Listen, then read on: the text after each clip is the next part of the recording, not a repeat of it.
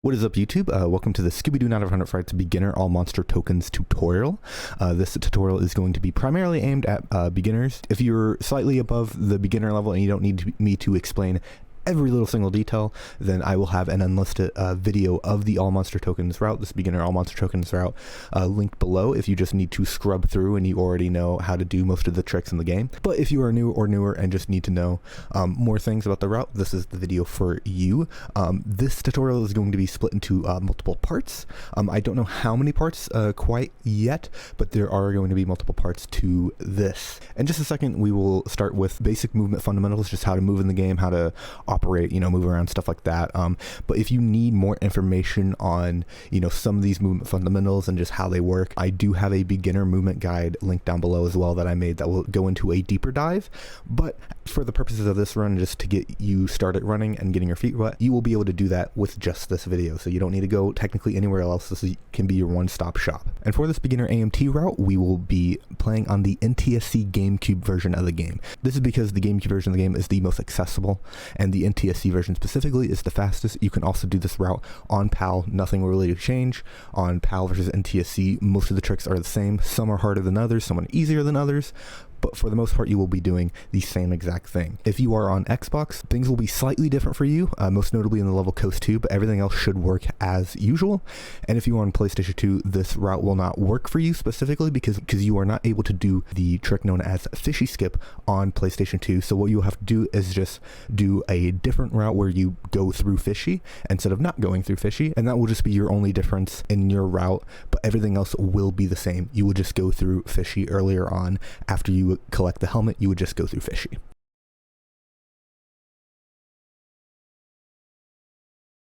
But without further ado, let's just hop in to Pass Me that did not have this fresh haircut. I'm looking good, but Pass Me did not have this fresh haircut, unfortunately, but let's get into it. Enjoy. Alright, so I wanted to cover the controls and just basic movement fundamentals right here real quickly. Generally, for when we're moving, you're always going to want to be holding down the R button. This is because this allows Scooby to run and just move faster and then not skid. Basically, if you release the R button, you'll skid. And it ties into Scooby's charge attack, which is his main form of movement. If you are not holding the R button and you B-dash, you skid. And so if you're holding down the R button and you B-dash, you will not skid. So we're going to be basically holding down the R button the whole time and B-dashing for our main terms of movement. We're going to be B-dashing over long distances only because at the beginning of this charge, Scooby's actually slower than when he's running, as you can see. A is to jump, X is to interact with things, and you can ground pound by pressing A and B, which we'll do at certain points in this run.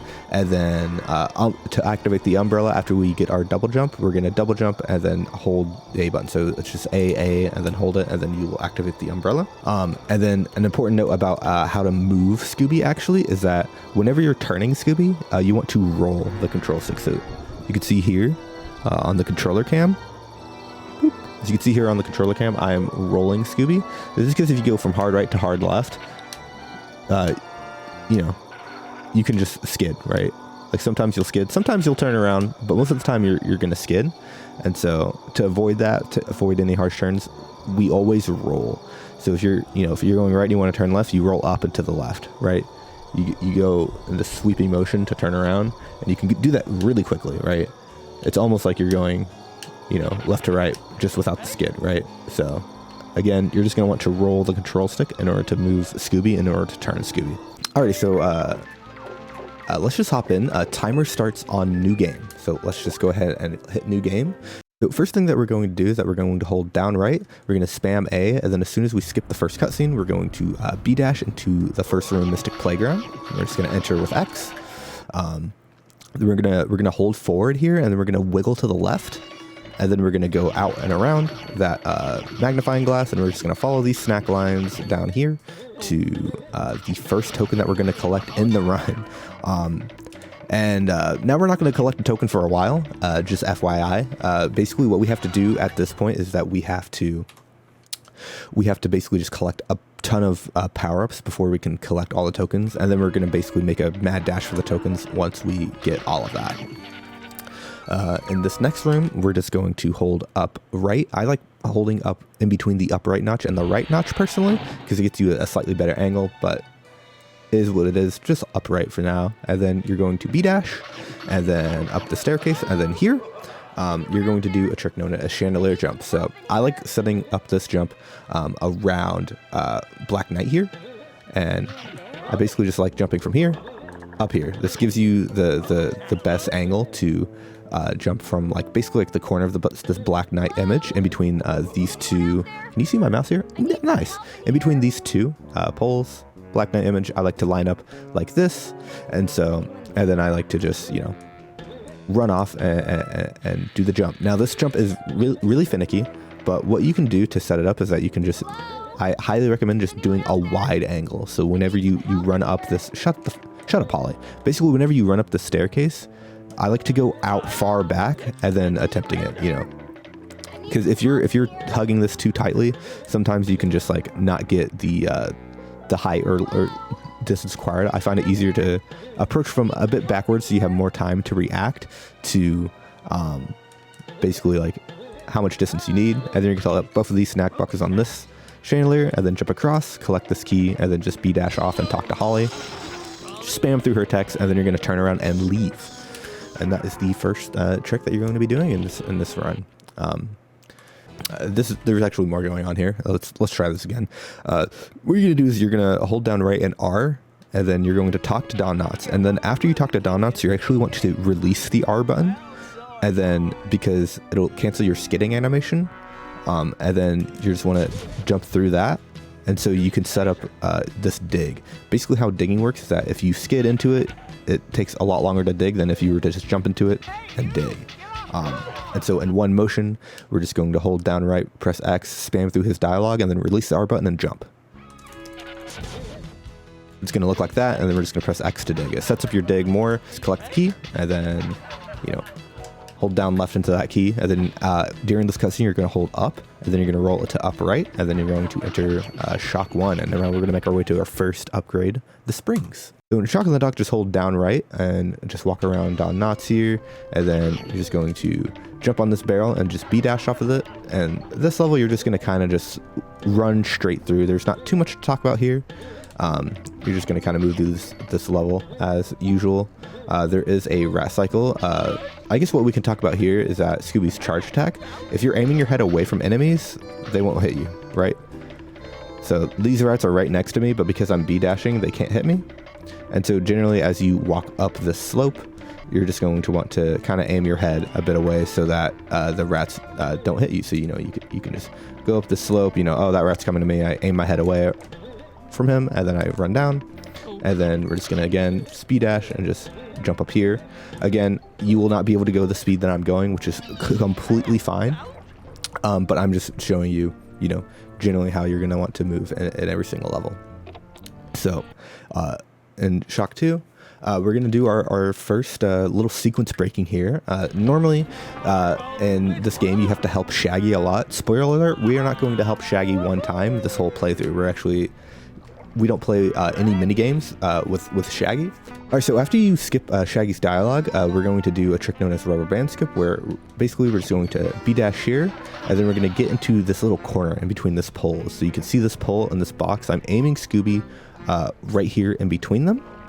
And then basically from here, I'm going to roll here, I'm going to jump up here, and I'm going to hold into the upright notch, and I'm going to release the R button. So like as you're like walking here, as long as you are not holding down the R button, you're going to get a different jump. So this jump, rather than if you're holding down the R button, you get this kind of jump, right? And basically this jump just allows us to have Scooby's paws higher in the air so that you can latch on to this crate. And so what's it going to look like is, again, I'm in this little corner, and I roll upright, and then boom, we're here. So again, we're just going to dash around, boop. And then this is how it looks like quickly. But again, I'm releasing the R button, skidding. In general, just wait for your skid frames to fully diminish, and then jump. And then from here, we're just going to skip through this dialogue, and we're just going to hold down, and we're just going to dash off and just avoid these hooks.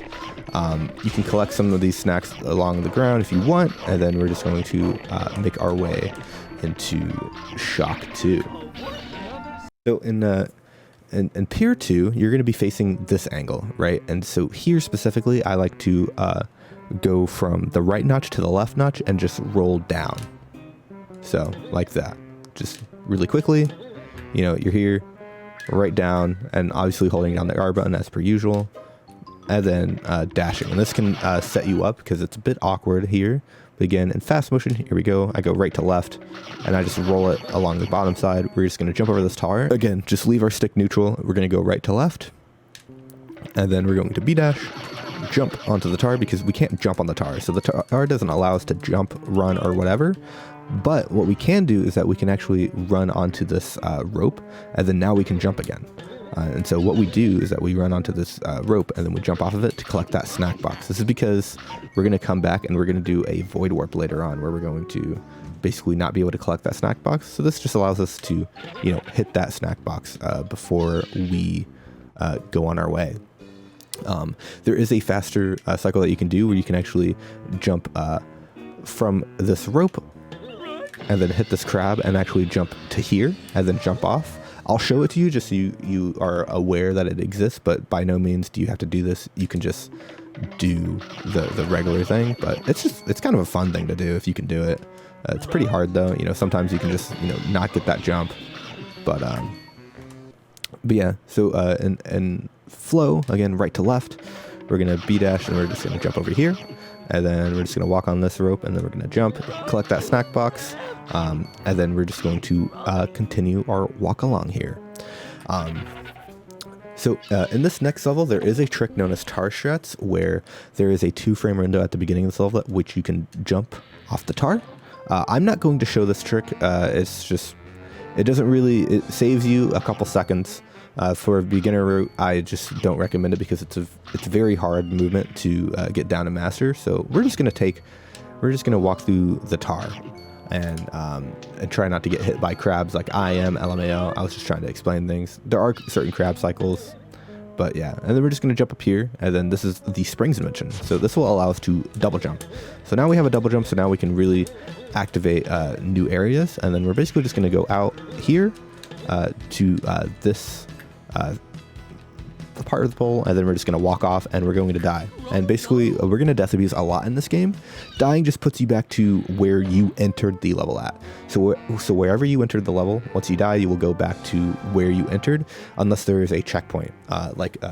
Later on in the run, we're going to be in a level known as Skull 4. There's going to be a checkpoint there if you die, so you won't go all the way back to the beginning because that's a relatively long level. But alright, so Past Me did a pretty poor job of explaining this, but what we're going to do is that we're going to be doing Fishy Skip next. So this is a kind of a 2-part trick where we're going to do a void warp into collecting keys earlier than intended. So let's just focus on what we're about to do, the void warp.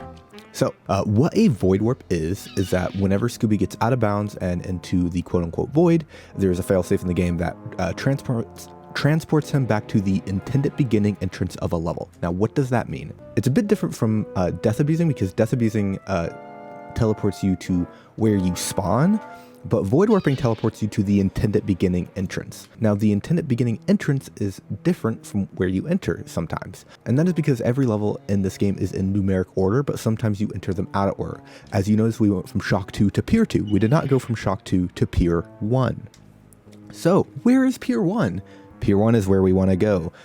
So the next level is called Pier 2, and this is Pier 3. So we're going Pier 3 to 1. We want to go from 2 to 1. And so this is why the void warp is allowed to work, because we go to the intended beginning entrance, which is, guess what?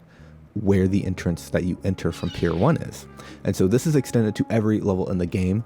There's another void warp that we do in Skull 4, because spoiler alert for this run is that we do go through Skull Cliff backwards to get to the helmet. A little bit of a sequence break there if you haven't seen it. But normally we go through Skull Cliff backwards, and we do in the advanced route we do a void warp there to save some time, and that void warp, much harder than this one, by the way. That void warp essentially works because we're going from Skull 4 to Skull 3, right? We're going backwards. So if you're ever going like downwards in levels, so like 4, 3, 2, 1, void warps are very useful there because it takes you to the intended beginning entrance and not necessarily where you entered from. So with that basic knowledge underhand, how the fuck are we going to do this trick? So this trick is actually relatively pretty easy. So what we're going to do is we're going to enter this level and we're going to double jump over this crab. Be sure to not hit the crab. All right, we're going to jump over the crab, and I'm just going to pause here. So we're going to get to around here. We're going to kind of like rub up on this pole a little bit, and we're going to hold down right on our D-pad. So once you're here, we're going to wait for this crab. This crab is going to traverse with his little crab legs. He's going to walk across this tar, and when his right hand gets to this barrel, around the middle part of this barrel, or just like around like the left middle part of this barrel, basically as soon as his hand hits the barrel at all, you're going to want to hold down right off of this pole, and then you will void warp. You will just simply void warp. You will just clip through the water, and you will fall, and you will void warp. This is going to be one of the easiest things you will learn. It takes a little bit of timing, of course, but relatively easy to do. We're going to get here. This crab hand goes over, and then we void warp. Just like that. And now we're over here. And if you notice, sorry, there's a fly in my room. If you notice, we are all the way across on the other side. You can actually see where we were over here. And this is because we do this trick because there are a ton of invisible walls here that normally are cleared after you fight the Black Knight boss fight. But we don't want to fight the Black Knight boss fight at all. We're actually not going to fight any boss in this game besides Green Ghost. That's why we do this. And so I'll just show it again. Again, just be sure to not hit the crab, because if you bounce on the crab, you will not be able to do this trick. And so I'll just show it in full motion. And whoop, he's there. And then we're going to clip through the water, and bam, we are at the end of this level. So an important thing to note is that if you miss this trick, for an example, you should probably reset, because it's pretty early on the run. But if you don't want to reset, what you can do to recover, let's say, I go too late here, and then I drown and hit the water. You would think that you would be able to do the trick again, right? So let's do this. Let me just set it up properly this time. And boom, there's his hand. I die. That was on the right beat. This is exactly when I should be going, but I'm dying. And this is because of how water works in this game. So the TLDR of how water works, I'm not going to get into it very deeply, is that water behaves differently based on if you have died in a level or not. And so since we've died in this level, the water behaves differently so that we can't clip through it, essentially. And since we can't clip through this, the best thing that we can do is just leave and re-enter. And when you leave and re-enter the level, you have reset the level to where you have not died in the level. Therefore, water behaves as normal. So let's just exit and re-enter. And I should, in theory, be able to do the trick as long as I don't mess it up. So I'll just walk over here, make sure I'm in the right spot. Boom, crab hand. And look, you're able to do it. And so if you die in this level, I would probably just recommend resetting, because it's pretty early on. But if you don't want to reset, just exit and re-enter, and you will be able to do the trick. All right. Back to past me. Here on Pier 1, what we're going to do is we're just literally going to walk past this level, and we're going to go here. So right here, we can actually run along this little ledge here, and we're going to use this to just jump up into coast. Normally we can't jump on tar, but there's one here. If you're struggling with this, you can just go left and then jump back. But this is a pretty easy thing, and then we're going to get in and make our way into coast. So coast 1, we're basically just going to run through here, and we're just going to pretty much just jump over these things, bounce on this crab, and just pretty much just straight line it through this level. There's not much to talk about in this level until we get to your first very hard trick of the run. So again, you can just roughly follow this movement. Obviously, you're not going to be able to tip or tap this movement as a beginner, but again, and then we're going to get here.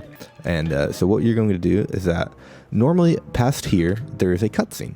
And so what we're going to do to set up this trick is that we're going to B-dash, and we're going to death abuse. So we're just going to B-dash, whoop, off the ledge there. So again, what we're going to do is that we're going to just death abuse through this cutscene. So we skip this cutscene, and then we're going to make our way on. So we're just going to straight line through here and just walk and just make our way over here, get the snack box, and then we're going to pause right here.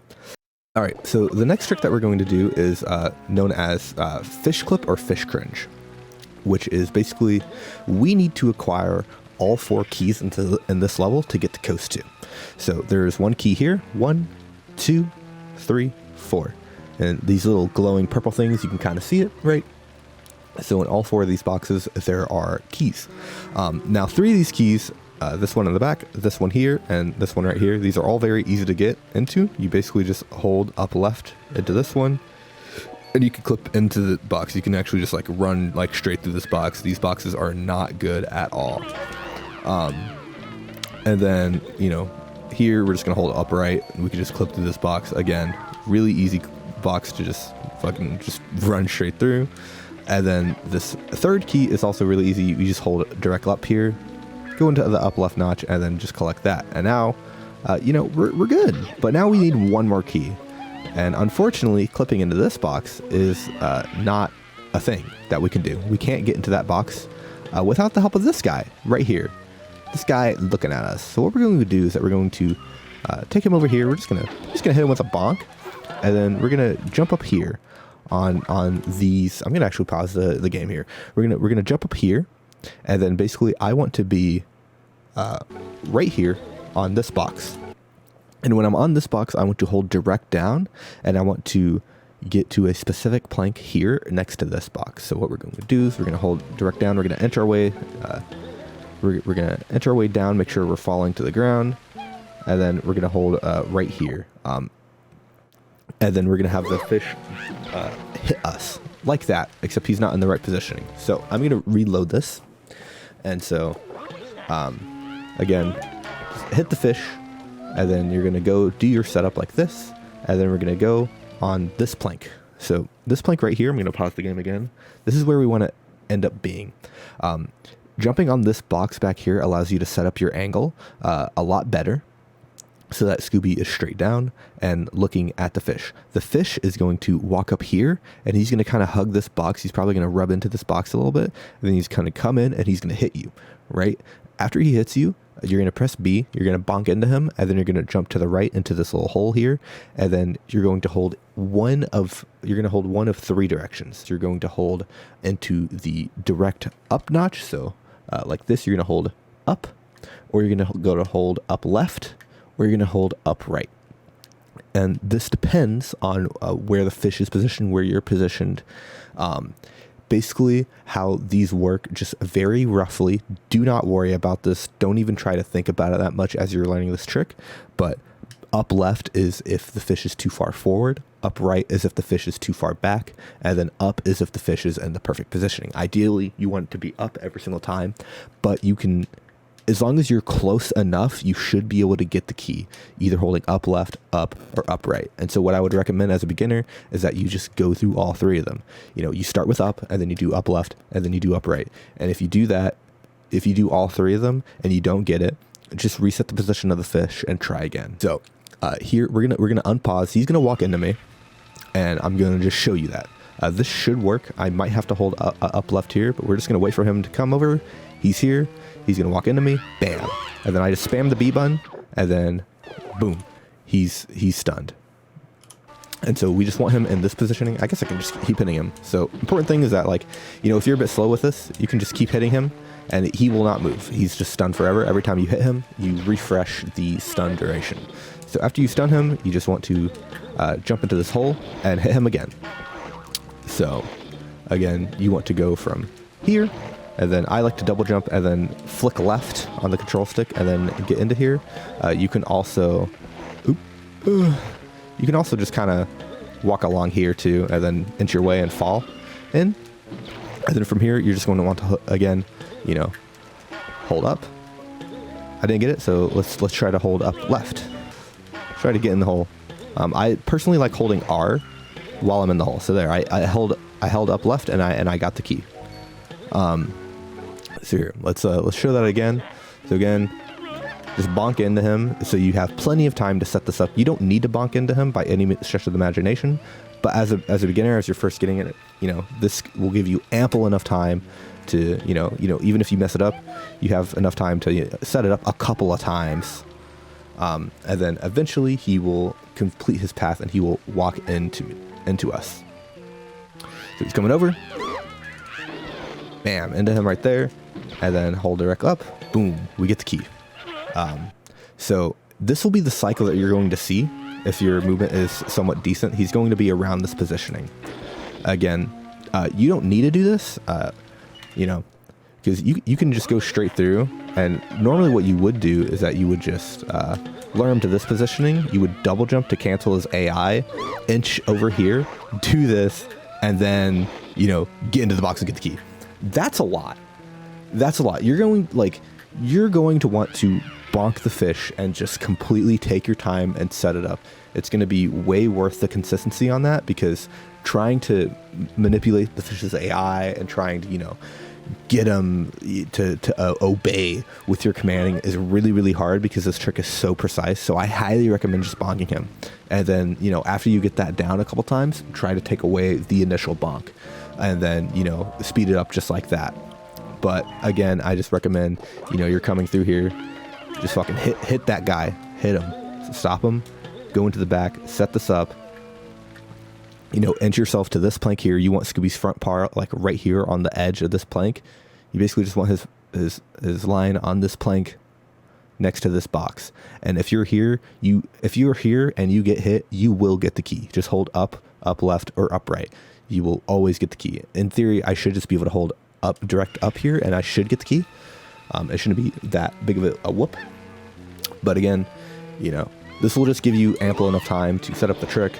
I like to hold R and clip it to the box. And what I like to do, actually, in order to get into the hole, I like to release the R button and get in here. You can just hold R and get in here, but personally, I just like the angle of I just always unhold R as I get into this thing. So we'll show it again one more time, because this is going to be the hardest thing you're going to do. This is going to be one of the hardest things you're going to do on the route. So again, just get to this position. You're just going to wait for this fish to walk forward, and then when he does, again, just line it up, hit that, bam, and then we can just go as per usual, and then get the key. Again, I don't know if I mentioned it, but these other 3 keys, after you get that one, you're going to want to do that one first. You're just going to walk up, hold up right into this one, hold up left into that key, hold direct up here, start wiggling, and then go up left. And then we have all the keys. So I'm just going to show this in one fluid motion one more time. I'm just going to do the fast way, though. And you can do this if you want. Basically, you just cancel the fish's AI by double jumping, and then just enter yourself forward to the plank. And then we're just going to get into that key. Bam. Up left. We're going to dash. Up right. And then we're going to dash through again. And then we're going to hold it direct up, and then up left. Boom. And we have all the keys. Again, this is one of the hardest tricks in the game to do. So don't feel discouraged if you're having a little bit of difficulty. But again, I highly recommend setting up that bonk. I think bonking him beforehand and just eating like the 3 to 4 seconds that the fish is, eating the 3 to 4 seconds that the fish is there, I think is very beneficial. And I think it will help you a lot. So with that being said, let's go ahead and move on. And move on we shall. This is the end of part 1. Part 2 will cover both of the coast tokens and getting into the helmet invention. Have a good day. Like and subscribe.